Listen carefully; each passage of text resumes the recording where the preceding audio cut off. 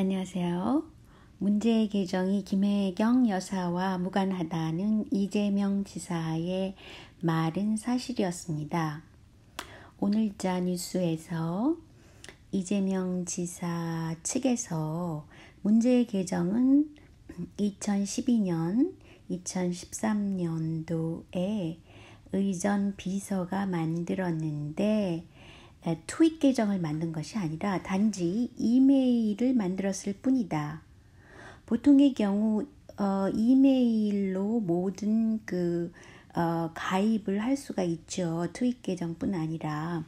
그래서 이 의전 비서가 트윗 계정을 만드는 것은 또 아니다라고 설명을 했습니다. 그런데 재미있는 것은 이정열 변호사 빵구본드 그 변호사가 하는 말이 굉장히 의미심장했어요. 뭐라고 발표했냐면 문제의 계정은 다수가 사용되었고 김혜경 씨가 포함 안 될 수도 있다 라는 뉴스를 발표했는데 문제는 이 뉴스가 제 페이스북에는 올라가지 않고 이상한 태클이 걸렸습니다. 그만큼 이 뉴스가 중요하기 때문에 여러분들이 찾아서 널리 알려주세요. 즉 이정열도 김혜경 씨가 포함 안 될 수 있다는 것을 알고 있다는 겁니다. 단지 삼성 분식 회계 사건과 현재 이 문제의 계정이 겹쳐지는 이상한 타이밍을 가지고 있기 때문에 아직 때가 아니다 라는 뜻인 것 같습니다. 그런데 문제의 계정은 이미 2016년 겨울에 그 문재인 캠프 쪽에서 계정주가 누구일까라고 의심을 하면서 자료 수집을 했고 그렇지만 아직은 때가 아니다 라고 엠바고를 걸었던 즉 기다리고 있던 타이밍을 기다리고 있던 그런 계정이라고 합니다. 그런데 제가 이미 이전에 동영상에서 밝혔듯이 전해철 측에서 이 계정을 중간 해킹해가지고 계정 자료를 날조해서 현재 이렇게 말도 안 되는 상황으로 만들어가고 있다는 것을 이미 말씀드렸죠. 게다가 경찰이 삼바 사건을 가리기 위한 타이밍을 맞추다 보니까 실수를 크게 했습니다. 즉 급조된 자료를 발표했기 때문에 문제 계정에 올라간 대학 입학식 사진을 올린 시간이 카카오 그 계정에 올려진 김혜경 여사의 사진 올린 시간과 거꾸로 된 차이가 있습니다. 즉 경찰의 시간 순서를 거꾸로 해서 하면 그것이 진실이라는 것이죠. 즉 김혜경 여사가 사진을 올린 후에야 문제의 계정에서 대학 입학식 사진을 올렸다는 것입니다. 그 차이는 10분 차이라고 그래요. 어쨌든 경찰은 신뢰도를 완전히 잃었다고 볼 수 있습니다. 그리고 또한 한겨레에서는 어떤 것을 기사화했냐 하면요.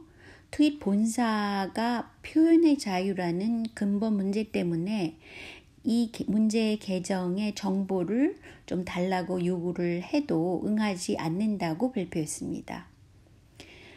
즉 이재명 측에서 왜 트윗 본사에 조사를 하게 하지 않냐라고 역공을 지금 하고 있는 글들이 떠도는데요. 이것을 퍼뜨리면 안 된다고 봅니다. 제가 생각할 때는. 왜냐하면 어차피 트윗 본사에서 이 계정 조사를 하지 않는 입장인데 이것을 자꾸 이재명 측에서 왜 안 해? 이재명 측에서 왜 안 해? 라고 자꾸 말한다는 것은 이재명을 공격하기 위한 하나의 프레임이라고 볼 수 있기 때문입니다. 그러므로 트윗 본사에 왜 조사를 안 하게 하냐라고 이재명 지사 측에 그 공격하는 말을 퍼뜨리지 않아야 한다고 봅니다. 근데 이 사건을 이 사건을 다루는 데 있어서 공지영이 또 나타났습니다. 어디 나타났냐?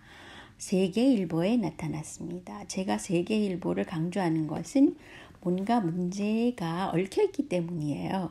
그런데 지금 그것은 큰 문제가 아니므로 넘어가고요. 공지영이 세계일보에 뭐라 그랬냐면요. 진실을 밝히려는 사람에게 가한 악. 이라는 헛소리를 하는데요. 도대체 누가 악인지 스스로 모른다는 자기 합리화를 하는 것인지 아니면 이 정신 나간 이 여인이 정신이 진짜 나갔나 하는 생각을 하게 합니다. 근데 그 댓글을 보니까요. 공지영, 너가 바로 사회의 암적 존재다. 또는 문제의 계정이 아무리 유죄가 된다 하더라도 모 배우와 모 소설가는 회생이 불가능하다. 그렇게 댓글이 있어요. 그리고 그것을 추천한 분들이 굉장히 많고요. 그래서 굉장히 웃고 지나가면 정말 안 되는 그런 일이 벌어지고 있습니다. 또 한 가지는 공지영과 함께 나타나는 게 하태경이잖아요.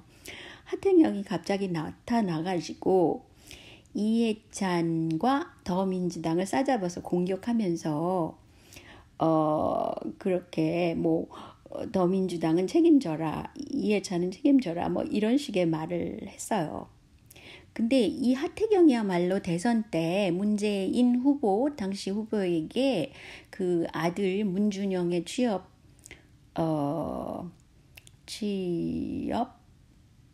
특혜를 들어서 문재인 측을 공격하던 자이죠. 그러니까 이 사람은 도대체 진영 논리도 맞지가 않다고 볼 수 있어요. 어쨌든 하태경을 좀 찾아보니까요. 이런 글이 있는데요. 그 사람은 미국의 전략 자산이다.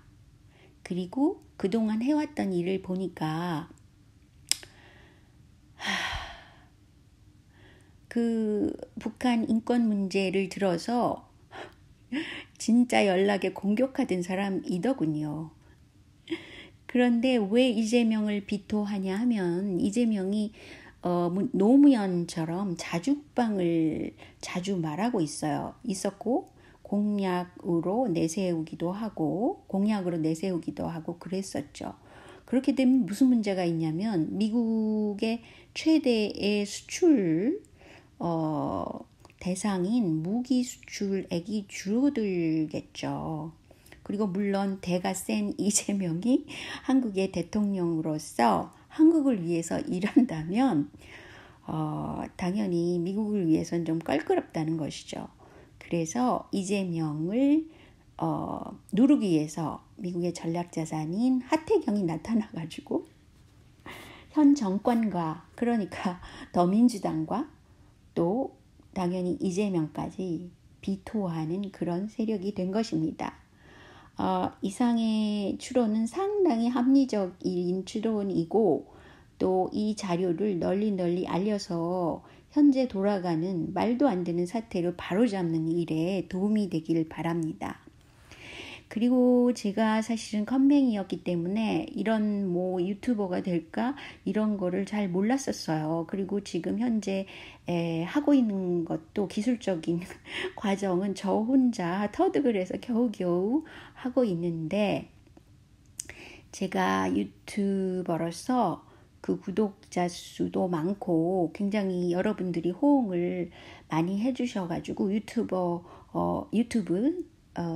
그 회사가 저에게 자꾸 광고 수익이 있는데 이렇게 따르면 할 수 있다라고 뭔가를 보내오더라고요. 그래서 제가 좀 알아보니까 사실은 제가 은퇴를 한 나이예요. 여러분이 생각하시듯 그렇게 젊은 사람이 아닙니다. 제 애들이 다 어른이 돼서 결혼을 거의 했고 그런 상태에 있는 그러니까 제가 굉장히 나이가 있는 사람이죠. 목소리만 이렇게 밝고 굉장히 그 청명한 하늘 같은 그런 명랑한 분위기를 내지만 실제로는 상당히 나이도 있고 또 외모도 그다지 탐탁치 않습니다. 그래서 아무튼 이 기회에 그런 것을 밝혀드리고요.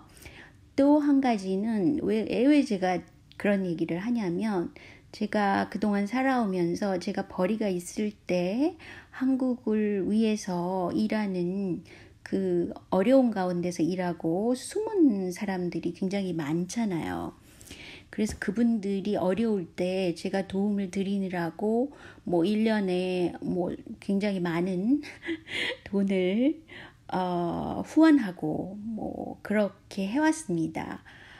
그래서 이 유튜버를 하면서 제가 댓글로 그런 분이 뭐 가령 수개표 추진을 하신 분, 뭐 선거 부정을 고발하신 분, 이런 분들이 제가 이제 그때 책을 냈을 때 도움을 드린 그런 분이 또 제게 말을 걸어오시면서 혹시 그 사람 아니냐고, 제가 이제 돈을 드렸던 그 분이 아니냐고 그렇게 또 거꾸로 물어오시기도 해요. 그래서 결국은 제가 지금은 벌이가 없지만 이런 유튜버를 통해서 벌어들이는 돈을 그렇게 한국 사회를 위해서 또 유용하게 쓸 수 있으면 뭐 제가 광고를 끼워서 해도 어떻게 하는지 아직은 잘 몰라요. 그런데 해도 되지 않을까 해서 일단은 광고를 하는 방향으로 뭐 끼워놓기 광고 같은 게 있나 봐요. 그런 걸 하는 방향으로 생각하고 있습니다. 그래서 혹시라도 그런 광고가 나타나더라도 당황하지 마시고 그냥 시간을 그냥 보내시면 된다고 그래요. 그래서 일단은 제가 공지사항으로 말씀드리는 거예요. 어쨌든 여러분들이 이렇게 관심을 가지고 한국 사회를 위해서 노력하는 분들이 많기 때문에 진실은 침몰하지 않고 진실은 드러나게 마련이라고 생각합니다. 그리고 아울러 적폐라는 청산을 반드시 해야만 한국이 좀 더 살기 좋은 사회가 될 수 있다고 생각하고, 이것은 진영 논리를 떠나서 우리가 해야 할 그런 일이라고 생각합니다. 여러분 모든 분들께 감사의 말씀을 드립니다. 자, 그럼 다음 시간에 또 뵐게요. 안녕히 계세요.